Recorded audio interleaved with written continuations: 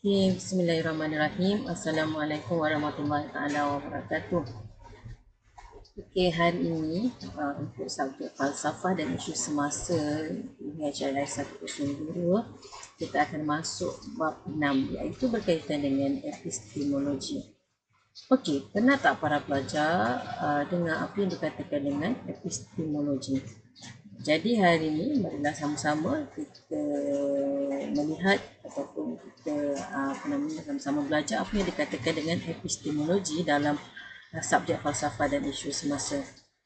Jadi untuk hari ini kita akan adakan syarahan lebih kurang 30 minit pembelajaran adun dan juga pembelajaran berpersatuan pelajarlah kita akan ada aktiviti lepas saya beri syarahan. Okey, hasil daripada pembelajaran hari ini, insya-Allah kita akan dapat yang pertama, kita akan lihat konsep perkembangan epistemologi. Yang kedua, kita akan lihat kaedah dan sumber pelbagai kaedah dan sumber perolehan ilmu. Kita akan lihat aliran utama dan teori-teori tentang kebenaran dan juga aplikasi dalam kehidupan epistemologi untuk kemajuan kehidupan. Okey, yang ini ringkasan kandungan lah. Okey, kita akan lihat konsep perkembangan kesan terhadap kehidupan, kaedah sumber perolehan, teori kebenaran, epistemologi untuk perubahan kehidupan dan juga ada sedikit senario dan kajian kes. Okey, ini adalah ringkasan lah seperti yang saya dah terangkan tadi. Okey. Okey. Jadi sebelum kita mulakan, sebenarnya kita nak tahu apa yang dikatakan dengan epistemologi, apa yang dikatakan dengan ilmu itu sendiri kan. Kita buat contoh kat sini kalau kita lihat kalau kita tahu apa yang para pelajar faham, apa yang dikatakan dengan pisang. Mesti kalau kata kita sebut saya cakap definisikan apa yang dikatakan dengan pisang. Mesti pelbagai perspektif, pelbagai makna yang keluar tentang pisang. Pisang berbentuk kuning, pisang pelbagai jenis, pisang rasa manis dan sebagainya. Ada juga tambahan yang mengatakan bahawa kalau ikut peribahasa Melayu, takkan pisang berbuah dua kali. Yang bermaksud kalau kita sekali tertipu, kita tak akan tertipu lagi. Okey. So kalau kita tengok bila kita sebut sebab tu bila kita tengok di awal bab 1, bila kita sebut tentang apa yang dikatakan dengan falsafah ataupun apa yang dimaksudkan dengan falsafah adalah pemikiran. Pemikiran dalam kita nak mendirikan yang betul dan yang salah, bagaimana permulaan kita berfikir. Dia mesti berkaitan, kalau kita tengok pemikiran falsafah ada berkaitan dengan persoalan. Kan? Bagaimana terjadi, kenapa, di mana ia. Macam ni nak maksud kalau kita lihat kat sini apa yang dikatakan dengan pisang kan. Jadi persoalan apa yang dikatakan dengan pisang? Apa itu pisang? Apakah falsafah di sebalik perumpamaan tadi tak akan pisang berbuah dua kali? Adakah benar pisang ni tak akan berbuah dua kali? Adakah perumpamaan ini sudah tidak sesuai lagi digunakan? Apakah akibat tidak mengambil sempadan daripada apa yang berlaku? Kalau kita lihat dalam akhbar sinar harian pada Januari 11 Januari 2018, okey, Terengganu sebatang pokok pisang menunjukkan kejadian luar batas normal pokok pisang iaitu berbuah sebanyak 2 kali. Adakah peribahasa ini boleh diguna pakai ataupun okey, jadi sebab tu kita bila mana ada persoalan, kita mesti nak tahu jawapannya. Kita nak dapatkan apa makna dia, apa jawapan dia, apa definisi yang sebenar. Jadi apa yang perlu kita belajar hari ini adalah bagaimana kita nak tahu tentang sesuatu ilmu itu, sesuatu sumber ilmu itu, sesuatu perkara. Okey, so seterusnya, ini tak apalah, ni set industri untuk berfikir sahaja. Okey, kita pergi terus kepada konsep definisi ilmu. Sebenarnya epistemologi ni adalah tentang ilmu. Tentang konsep ilmu, apakah sumber ilmu, kenapa penting ilmu, apa beza ilmu falsafah, ilmu agama dan juga ilmu sains. Bagaimana kita nak dapatkan ilmu, apakah syarat-syarat ilmu. Okey. So bila kita lihat tentang epistemologi, ada 3 persoalan yang dekat dengan berkaitan dengan epistemologi. Yang pertama, apakah sifat dan tabiat ilmu itu sendiri? Yang kedua, apakah kaedah untuk mendapatkan ilmu pengetahuan? Apa kaedah kita nak apa pengetahuan? Macam sekarang kita belajar, betul tak? Kita belajar untuk dapat ilmu pengetahuan. Adakah pengetahuan yang kita tahu itu benar ataupun salah? Maknanya apakah yang kita tahu tu, ilmu yang kita ada itu dia benar ataupun salah. Okey, jadi hari ini kita lihat yang pertama, ini adalah definisi epistemologi dari sudut etimologi ataupun teori mengenai ilmu ataupun dari sudut bahasa lah. Kalau kita lihat daripada sudut bahasa, epistem yang bermaksud pengetahuan atau kebenaran. Iaitu ditambah dengan perkataan logos, iaitu ilmu atau teori. Jadi epistemologi ni, epistem ni digabungkan dengan logos, episteme ni digabungkan dengan logos, dapatlah bermaksud teori pengetahuan yang benar. Okey? So seterusnya epistemologi dari sudut terminologi. Dari sudut terminologi lah membawa maksud daripada Luns tahun 1993 mengatakan sebahagian daripada cabang falsafah yang membincangkan tentang beberapa skop penting dalam pengetahuan bagi membolehkannya menemui kebenaran. Maknanya sebahagian daripada cabang falsafah, cabang pemikiran yang mana membincangkan tentang beberapa skop penting dalam dalam kita nak mendapatkan kebenaran, nak memenuhi kebenaran. Kata Runes ada 4. Mesti ada sumber, mesti asal-usul pengetahuan, pembahagian dan juga kesahihan. Okey, so seterusnya kita lihat juga epistemologi ni ialah satu disiplin ilmu yang bersifat evaluatif. Kita menilai, normatif, kita tentukan standard. Kita nak standard dalam kita nak tahu tentang satu ilmu tu, kita tahu kita nak apa, tahap mana. Okey, kritis, kita menguji dan juga kita membahas tentang kesahab pengetahuan tersebut. Ini yang dikatakan dengan epistemologi. Okey, so seterusnya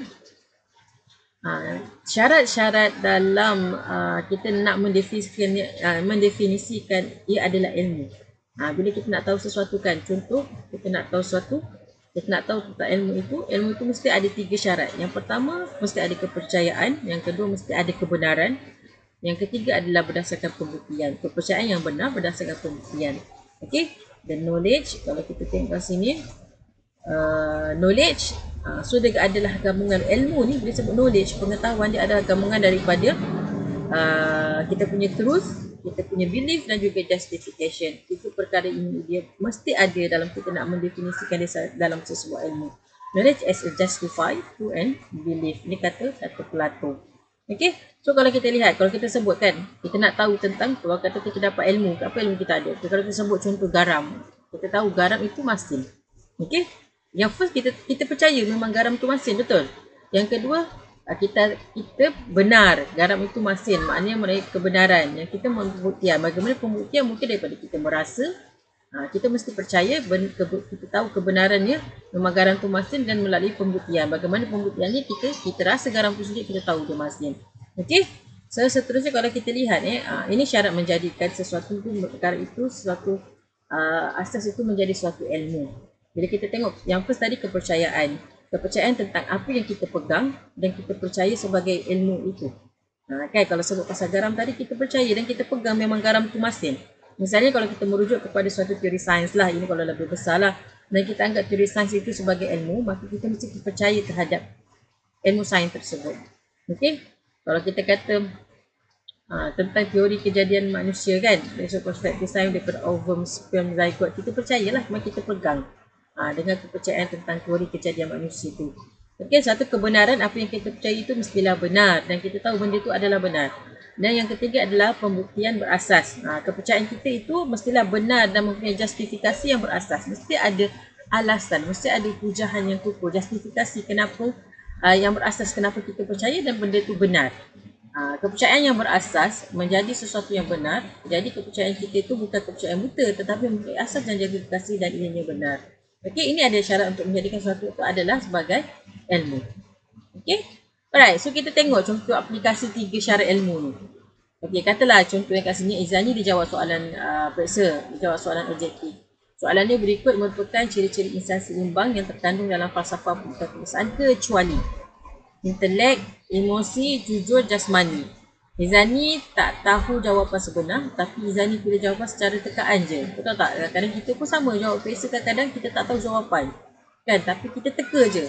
Betul kita teka jawapan tu betul.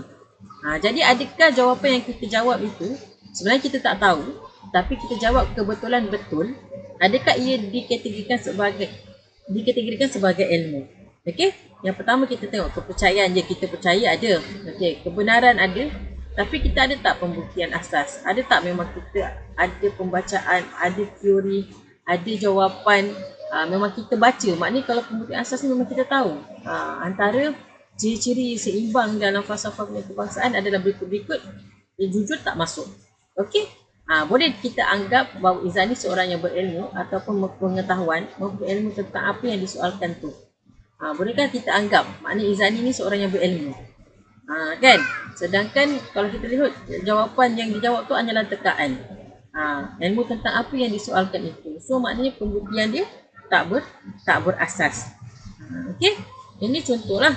Okey, so banyak lagi kita boleh buat. So maknanya kalau kita nak mengistilahkan dia adalah sebagai ilmu, kita perlu kepada 3 syarat. Tadi kita ada kepercayaan, kita ada kebenaran dan kita ada justifikasi kita. Kita ada asas kita. Kenapa kita nak mengatakan perkara itu benar, perkara itu betul dan memang kita percaya. Okey, so kita lihat sikit falsafah ilmu dan pengetahuan. Okey. Pengetahuan maknanya dua keadaan. Kalau ikut ilmu dan pengetahuan dia saling berkait. Tapi ilmu dan pengetahuan adalah perkara yang berbeza tau para pelajar. Pengetahuan ni kita tahu. Pengetahuan ni kita rujuk kepada hal biasa dalam kehidupan seharian. Kita tahu benda tu. Okey, pengetahuan ni yang tersusun akan meningkatkan ia menjadi ilmu. Daripada pengetahuan ini dia akan menjadi ilmu ataupun sains. Sains ialah ilmu pengetahuan yang bersistem yang berdasar kepada pemerhatian, eksperimen dan sebagainya. Kita ada pengetahuan. Dan daripada pengetahuan yang kita ada tu, kan, kita susun dia akan menjadi satu ilmu. Kan? Contoh kalau kata kita nak cerita pasal kita nak memasak sesuatu, kan, kita ada pengetahuan. Sekian, tapi bila kita susun kita akan jadi dapat satu ilmu, satu resepi. Ataupun kita ada pengetahuan tentang kalau kata kita ada pengetahuan tentang hakikat, kita tahulah asal usul kejadian seekor semut. So kita ada pengetahuan dan mana kita susun, kita cari lagi, kita buat kajian, kita buat eksperimen dan sebagainya, dia akan menjadi ilmu sains. Sains ialah ilmu yang bersistem berdasarkan kepada pemerhatian, eksperimen dan sebagainya. Macam awak kan, awak bidang apa? Pendidikan kimia kan. So maknanya awak ada pengetahuan, awak ada basic pengetahuan, akhirnya awak pergi belajar, awak tuntut ilmu dan awak buat kajian, awak buat pemerhatian dan ia menjadi satu bidang ilmu. Okey, kalau kata pasal matematik, dia jadi satu bidang ilmu matematik, ilmu sains, ilmu fizik, ilmu kimia dan sebagainya. Okey. Kenapa kita perlu ada ilmu? Yang pertama, alat paling berkesanlah untuk kita bina masyarakat. Kita perlu ada ilmu. Sebab tu kita perlu belajar. Okey. Kalau kita tengok dalam Islam pun sendiri kata, menuntut ilmu adalah tanggungjawab kepada setiap Muslim. Maknanya menuntut ilmu adalah tanggungjawab pada setiap Muslim. Semua orang kena menuntut ilmu. Semua orang kena cari ilmu supaya kita dapat membina masyarakat. Alat paling berkesan untuk kita bina tamadun. Mengkaji, meneliti, mendidik dan meneroka segala ilmu, kecemerlangan ummah dan pembinaan tamadun, tiada kejayaan tanpa ilmu.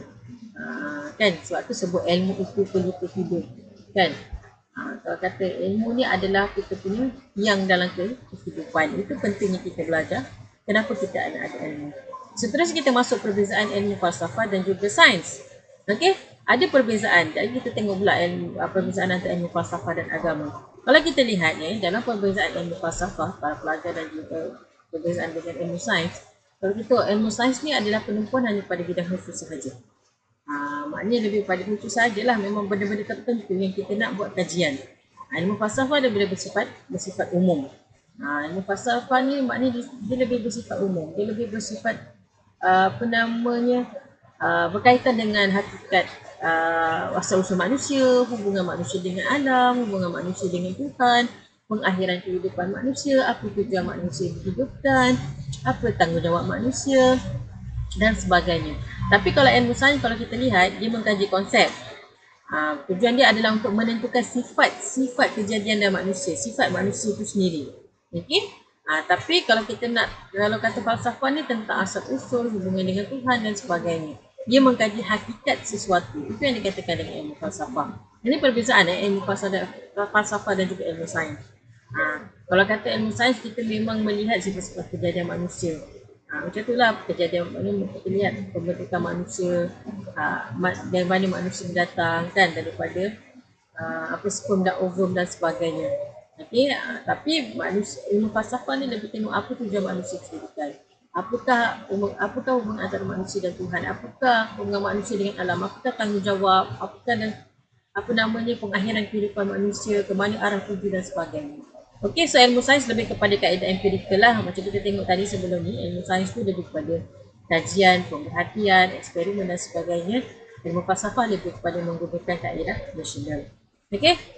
Ilmu sains ni kesimpulannya adalah dalil-dalil yakin. Ilmu falsafah ni bersifat spekulatif. Dia tidak memberi keyakinan mutlak. Okey, seterusnya kita tengok perbezaan antara ilmu falsafah dan agama. Ini bezalah. Ilmu falsafah ni ciptaan manusia, ilmu agama ni adalah ciptaan Tuhan. Kepercayaan tu penuh dengan daya pemikiran. Okey? Maknanya kepercayaan penuh dengan daya pemikiran. Maknanya ilmu falsafah ni kita punya kepercayaan penuh dengan kita punya pemikiran daripada akal kita. Tapi ilmu agama kita mendahulukan kepercayaan. Kita percayakan yang mana kita utamakan tentang kalau kata Muslim, akidah kita, konsep kepercayaan kita kepada Tuhan kita kan, termasuklah agama lain, kita mendahulukan kepercayaan daripada pemikiran. Manakala ilmu falsafah adalah unsur kebudayaan, agama adalah unsur yang mutlak. Okey, ni perbezaan antara ilmu falsafah dan ilmu agama. Okey, kita lihat pula sumber perolehan ilmu. Okey, saya harap yang tadi jelaslah. Kalau ada persoalan boleh diajukan nanti. Okey, sumber ilmu kita dah lihat juga sebenarnya dalam ilmu, kalau kita tengok dalam bab 2 definisi falsafah, kita ada belajar tentang apa yang kita katakan dengan sumber falsafah kan. So kat sini kita nak saya nak menerangkan tentang definisi pula tentang sumber ilmu dari sudut epistemologi ni lah. Okay, antaranya yang pertama adalah panca indera yang sihat lah. Ini memang antara sumber ilmu. Okay. Yang kedua, penghabaran atau berita benar. Yang ketiga, akal yang waras. Yang keempat, ilham atau inspirasi. Okay. Apa yang dikatakan dengan sumber ilmu dari sudut panca indera? Kalau kita lihat, panca indera adalah wasilah menghubungkan manusia dengan alam. Okay. Mana panca indera kita ni ada mata, ada tangan, ada hidung, ada mulut, ada telinga, kan, ada kaki. Dia menghubungkan kita dengan alam. Betul tak? Kita melihat, kita mendengar, kita menghidup, kita merasa. Dia menghubungkan kita dengan apa yang ada dekat alam. Maklumat dicerap dan dipindahkan kepada akal, berfungsi menilai kesahihan maklumat. Maknanya daripada panca indera ni kita pindahkan kepada akal, kita berfungsi untuk kita tengok perkara itu betul atau salah. Okey, proses pencerapan maklumat akan menghasilkan ilmu yang diyakini benar dengan syarat panca indera sihat dan tidak cacat. Maklumat yang dicerap bebas daripada faktor yang mencacatkan pencerapan. Ini yang dikatakan sumber ilmu daripada aspek panca indera. Seterusnya sumber ilmu daripada aspek akal, daripada sumber akal. Akal mempunyai peranan tersendiri sebagai sumber ilmu. Akal mempunyai keistimewaan seperti melakukan kias ataupun didaksi. Kan kita belajar didaksi tu kan. Analisis serta berfikir secara abstrak. Maknanya akal kita ni istimewa ni, dia boleh menganalisis kita punya fikiran secara abstrak. Maknanya kalau kita ni daripada panca indera tadi, okay? Kalau kita lihat matahari pagi. Okay, kita nak maknanya panca indera mata kita hantar pada akal kita kan. Maknanya berproses. Okay, matahari terbit dari barat, tenggelam kat timur. Lepas tu kalau kita lihat dari sudut kejadian, kita tanam satu pokok tu kan, tanam, kita campak benih baja, lepas tu timbul apa, maknanya dia bercambah, naik kan, jadi akar, lepas tu naik jadi batang, ada dahan, jadi daun. Kita tanam pokok tu, lepas tu hasilnya buah. Itu dari sudut panca indera. Lepas tu dia akan proses kan pada akal kita. Dia akan analisis secara fikiran kita secara abstrak. Islam mengiktiraf akal sebagai sumber ilmu pengetahuan. Okey, yang ini samalah saya dah terangkan dalam bab 2. Tapi dalam mencari kebenaran mutlak, lantaran sifatnya terbatas dan lemah, perlu dibimbing oleh wahyu. Ini akal. Okey, so seterusnya kalau kita tengok sumber ilmu yang seterusnya adalah wahyu lah ataupun khabar benar. Yang ini sumber utama dalam pandangan Islam. Dalam sumber ilmu yang pertama yang utama adalah wahyu. Islam merupakan sumber ilmu pertama, risalah daripada Allah kepada manusia melalui perantara Rasul. Okey, kalau kita tengok pun contoh, kita tahu Plato hidup pada zaman Greek walaupun tidak pernah hidup sezaman dengan kita kan. Tapi maknanya penghabaran boleh dikelaskan. Ini daripada sudut penghabaran. Tapi kalau wahyu, yang menurut agama Islam, wahyu adalah sumber utama, mengiktiraf tentang sumber ilmu. Tapi kalau kita kata khabar benar yang ini, khabar benar ni maknanya kalau kita lihat pun contoh macam Plato kan, sampai sekarang kita masih berpegang, kita percaya, kita pegang dengan definisi yang dibawa oleh Plato. Kita gunakan definisi Plato, Sokrates kan dalam sumber ilmu, terutama ilmu falsafah. Okey, Sokrates, Plato, kita lihat tentang mendefinisikan ilmu falsafah. Kan kenapa kita terima, kenapa kita masih menggunakan, disebabkan penghabaran sampai melalui bilangan manusia yang ramai dan sehingga akal mustahil bilangan ramai ini menipu. Maknanya daripada dulu ada yang menyampaikan penghabaran tersebut, ataupun melalui seorang atau jumlah individu sedikit, tapi ada pembawa berita orang yang benar, terdapat bukti yang menyokong kebenaran berita tersebut, boleh dikategorikan sebagai sumber ilmu. Yang keempat adalah ilham atau inspirasi. Yang ini pun saya dah cakapkan, maknanya ilham ni maknanya ada pada seseorang, istimewaan, dan selalunya ilham ini terpakai dalam pertimbangan dua perkara yang harus, dan hanya ilham ni dapat beramal oleh mereka yang dapat ilham tersebut lah. Okey, ilmu yang dapati tidak menyalahi panca indera, akal dan wahyu, ataupun inspirasi, gerak hati. Gerak hati kita, rasa kita, ia boleh digunakan sebagai sumber ilmu juga. Okey, so seterusnya kita pergi kepada aliran dan teori kebenaran. Okey, kita ada aliran dan juga teori utama kebenaran. Kalau kita lihat aliran utama dalam epistemologi ini, kita ada aliran empiricism dan juga kita ada rationalism. Okey, di mana empiricism ni, kalau kita lihat pandangan mereka, sumber bagi ilmu adalah manusia. Sumber bagi ilmu manusia adalah panca indera. Bagi empiricism ni, dia kata yang utama adalah panca indera. Tanpa panca indera, manusia tiada ilmu dan akal tak dapat berfungsi. Sebab bagi pandangan aliran empiricism ni, dia kata kalau kata tak ada panca indera, akal tak dapat berfungsi.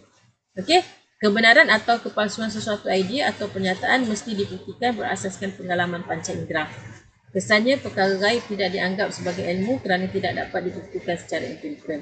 Okey, pandangan rasionalisme pula dia kata akal yang rasional adalah satu-satunya sumber ilmu yang diyakini kebenarannya, bukan panca indera.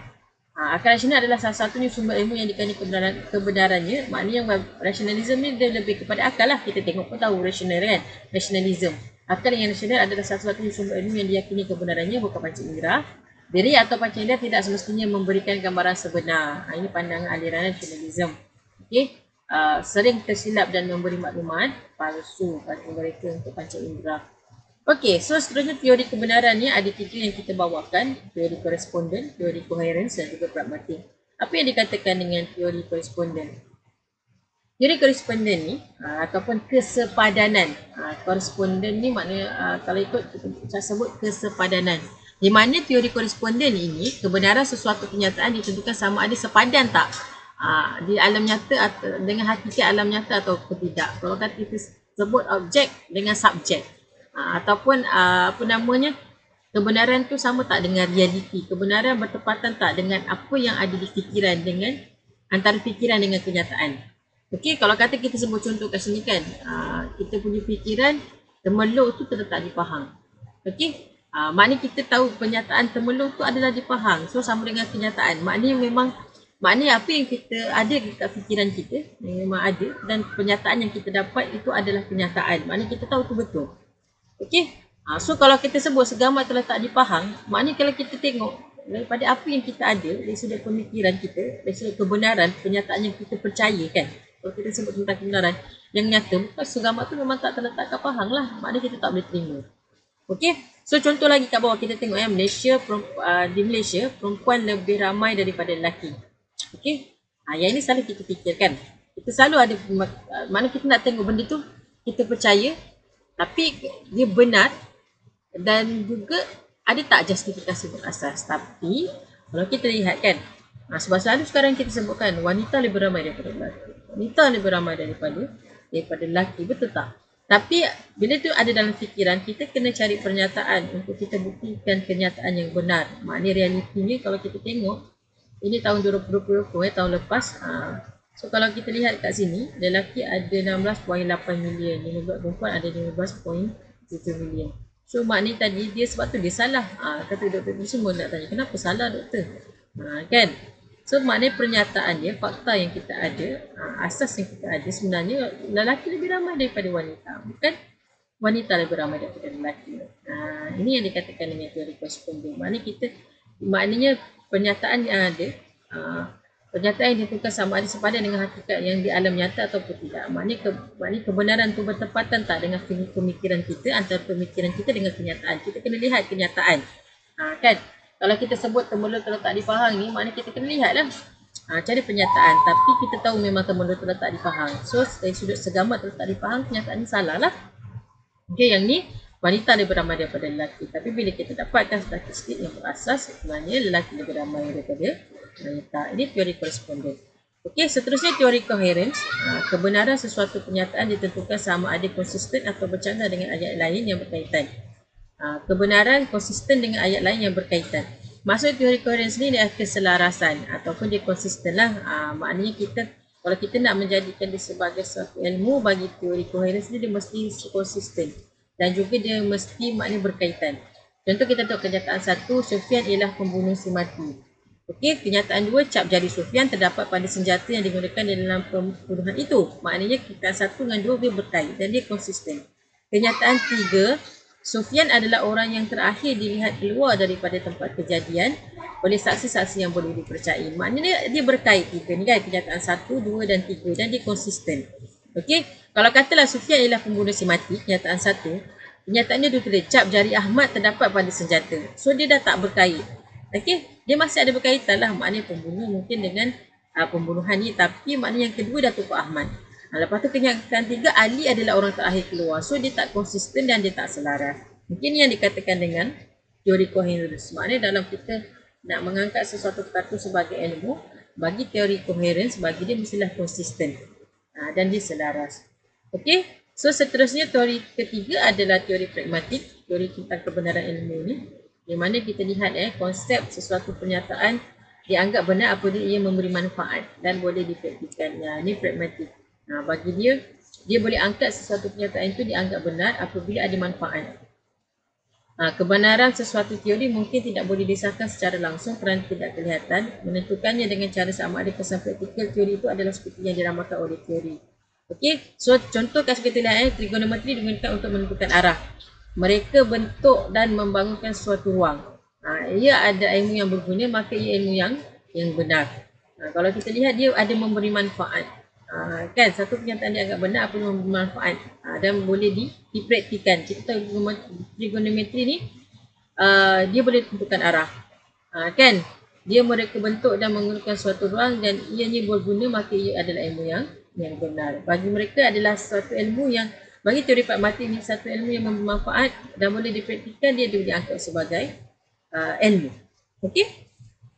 So seterusnya, aplikasi ilmu epistemologi untuk kehidupan.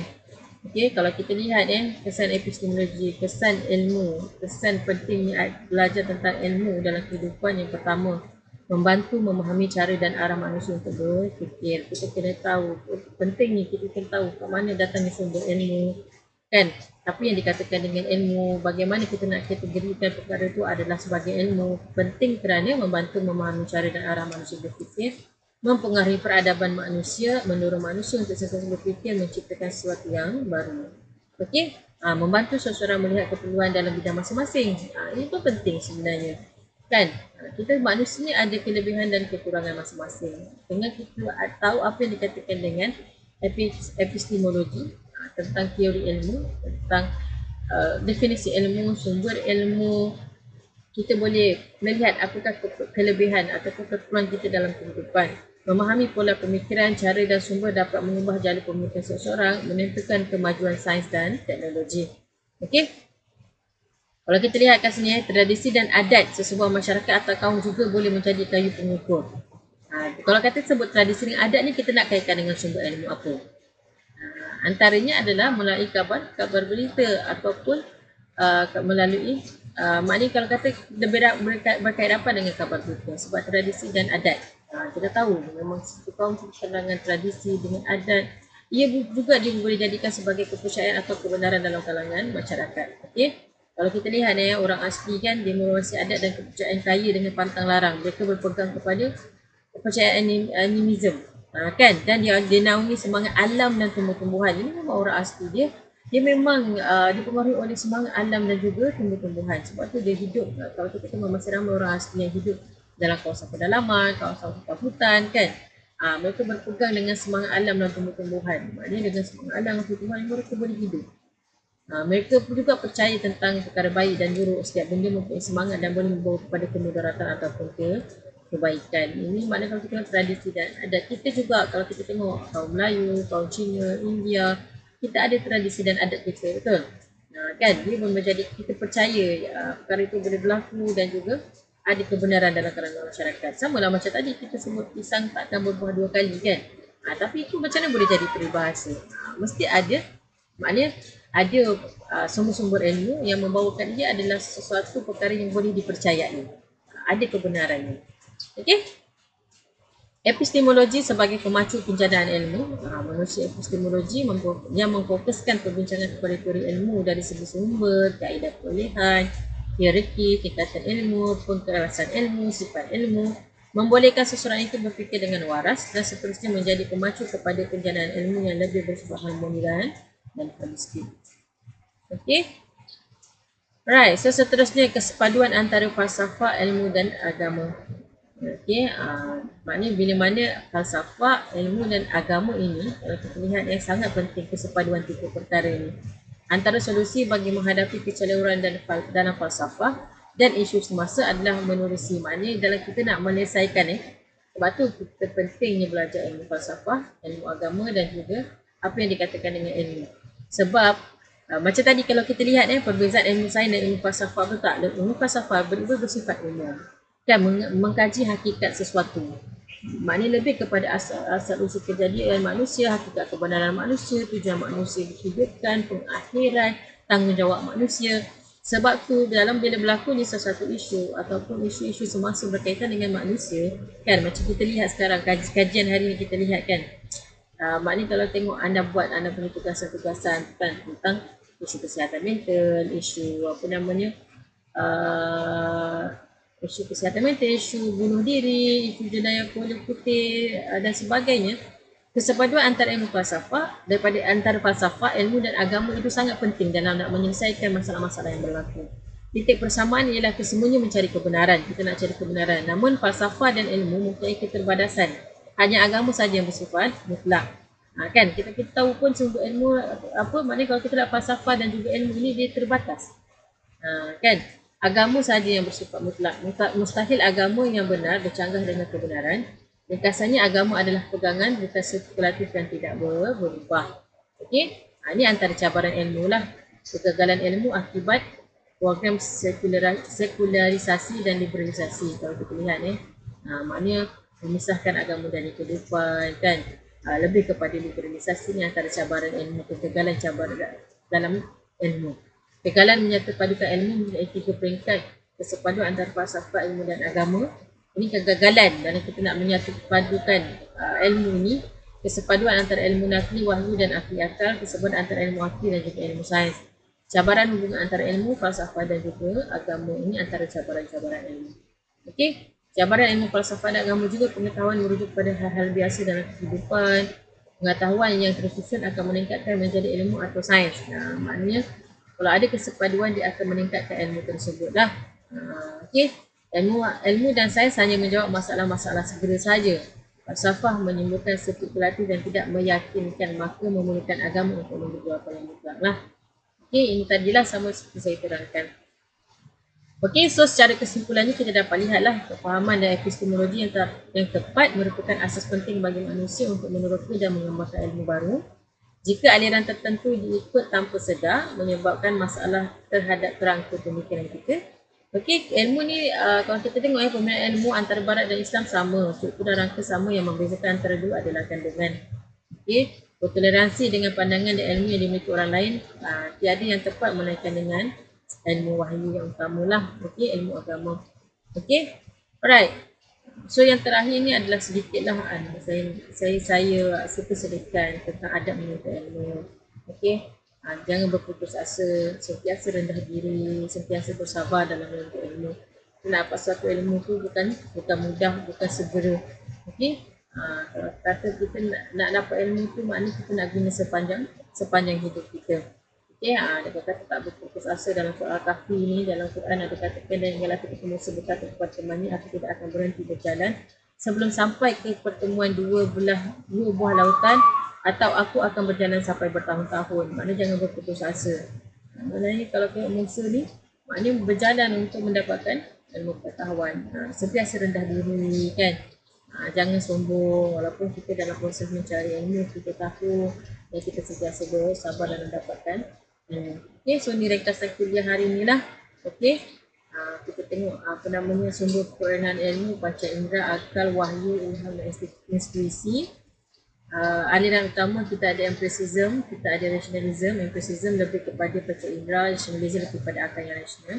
Kita ada teori kebenaran, teori koresponden lebih kepada kenyataan dan pemikiran sama dengan hakikat lah. Okey, teori coherence mesti konsisten. Teori pragmatik benar mengikut teori dan praktikal, boleh diterima dan ada manfaat. Tiga syarat menjadi ilmu, kepercayaan, kebenaran dan pembuktian. Kata kita definisi epistemologi ni adalah merujuk kepada teori ilmu, membincangkan hakikat ilmu untuk tahu ilmu itu benar, kaji asas dan sumber ilmu. Okey, sekian saja soalan untuk bab 6 hari ini. Terima kasih.